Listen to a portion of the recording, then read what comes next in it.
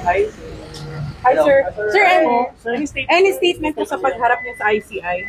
Voluntarily humarap po tayo dito sa ICI para makipagtulungan sa investigasyon.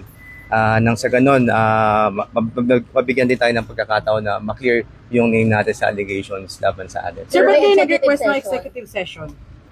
Para po mas maprotektahan dahil baka magkaroon po ng judgment by publicity at baka meron po tayong mga sensitibong masabi sa ICI na hindi muna kinakailangan lumabas sa publiko para ho hindi abala sa investigasyon na isinasagawa. Sir, how do you answer yung allegation ng mag-asawa na you get 10 to 20%? How do you answer the allegations? Siguro po, antayin na lang po natin yung magiging findings ng ICI. At sa palagay ko po, sa kanila po tayo dapat sumagot patungkol sa allegation ng mag-asawa. Why?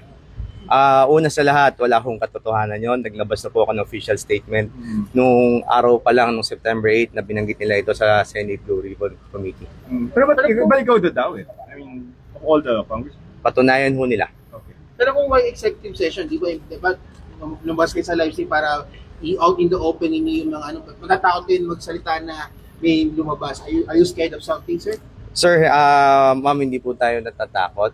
Ang iniiwasan lang po natin ay merong mga sensitibo na impormasyon na lumabas na hindi pa napapanahon. May mga pangalan ba kayong babanggitin kaya hindi pwedeng i-live stream?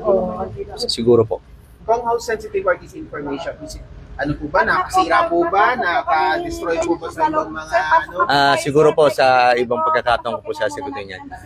Sa ngayon po, ulitin ko po, tayo po ay nandito kusang loob na nahaharap sa ICI para sa nasabing investigasyon para po sagutin yung mga aligasyon laban sa atin at higit sa lahat para makipagtulungan sa isinasagawang investigasyon ng